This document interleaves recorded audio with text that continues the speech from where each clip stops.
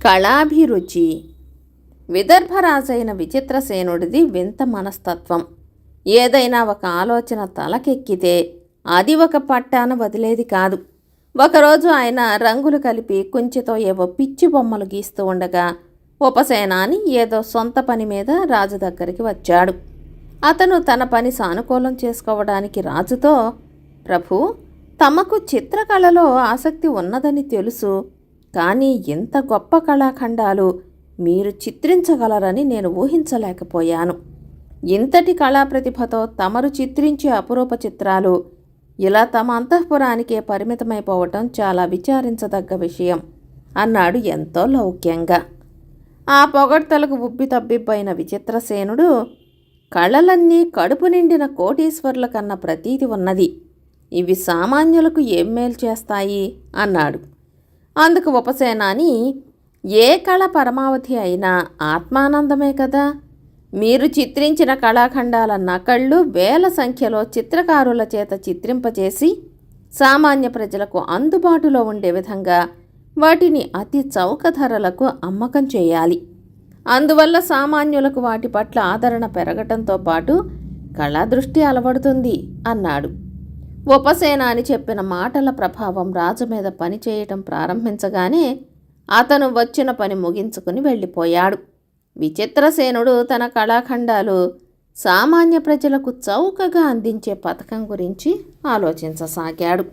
మర్నాడు రాజు తన మంత్రి అయిన మాదన్నతో ఈ విషయం ప్రస్తావించగా ఆయన అంతా విని, ప్రభు, ఖరీదైన కళాఖండాలు తక్కువ ధరకు సామాన్యులకు అందించటానికి ధనాగారం నుంచి 1,00,000 వరహాలు పెట్టుబడిగా పెట్టవలసి వస్తుంది.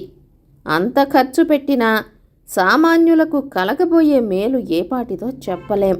ఇందువల్ల మనం చేపట్టిన ముఖ్యమైన ఎన్నో అభివృద్ధి కార్యక్రమాలు కుంటుపడతాయేమోనని నా భయం అన్నాడు మంచి సలహా ఇస్తూ. అయితే విచిత్రసేనుడికి మంత్రి మాటలు రుచించలేదు. ఆయన వారం తిరగకుండానే చాలామంది చిత్రకారులను నియమించి తను చిత్రించిన తైలవర్ణ చిత్రాల నకళ్లను ఖరీదైన చెక్కల మీద చిత్రింపచేసి వాటిని రాజ్యమంతటా అతి చౌక ధరలకు అమ్మే ఏర్పాటు చేయించాడు. 1 సంవత్సరం గడిచింది. ఒకనాడు విచిత్రసేనుడు మంత్రితో, మంత్రివర్య, నేను చిత్రించిన కళాఖండాల ప్రభావం మన రాజ్యంలోని సామాన్య ప్రజల మీద ఏ స్థాయిలో పనిచేసిందో స్వయంగా తెలుసుకోవాలని ఉన్నది. మనం మారువేషాల్లో పొరుగు దేశపు వర్తకుల్లా బయలుదేరుతాం అన్నాడు ఎంతో సంతోషంగా.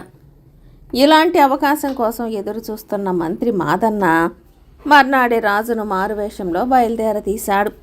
ఇద్దరూ రాజధానిలో ఉన్న ఒక పెద్ద దుకాణానికి వెళ్ళారు.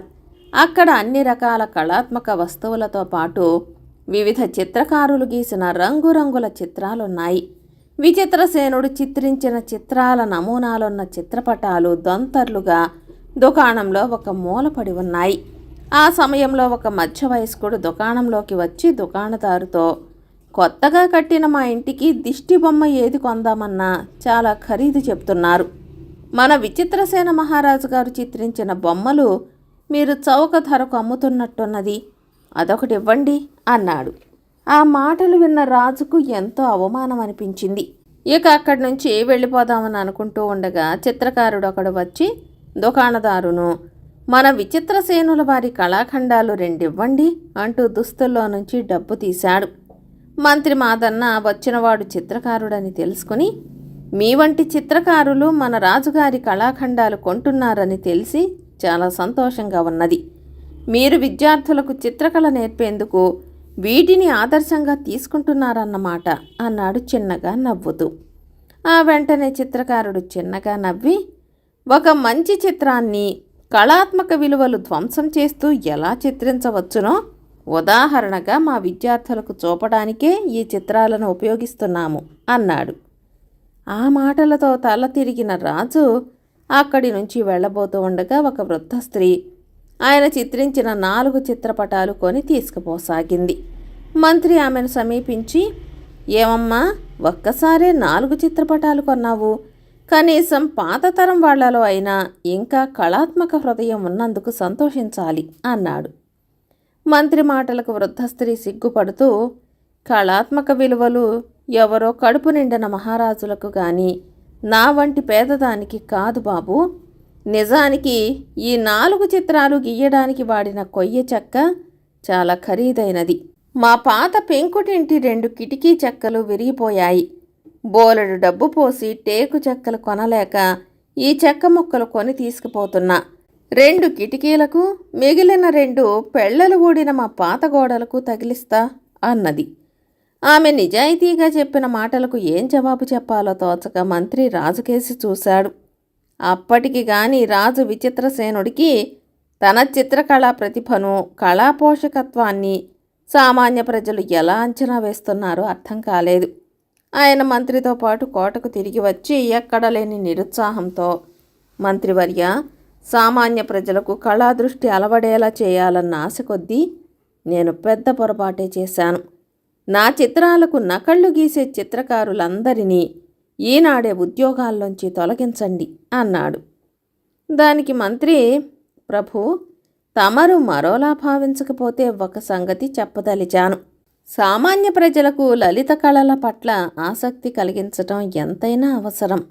కానీ అందుకు ప్రతిభావంతులైన కళాకారులు పూనుకోవాలి. అలాంటి వారిని పాలకులైన తమరు ఆదరించాలి అన్నాడు. మంత్రి ఇలా అనగానే రాజు తన తప్పును గ్రహించి తన చిత్రాలకు ప్రతి చిత్రాలు తయారు చేస్తున్న చిత్రకారులలో ప్రతిభావంతులైన వాళ్ళ ఆధ్వర్యంలో చిత్రకళాశాలలు ప్రారంభించాడు. చిత్రకళ పట్ల ఆసక్తి గల ఎందరో యువకులు అక్కడ విద్యార్థులుగా చేరి సామాన్య ప్రజలకు చిత్రకళ పట్ల ఆసక్తి, ఆదరణ భావం కలిగేలా చేశారు. కథ సమాప్తం.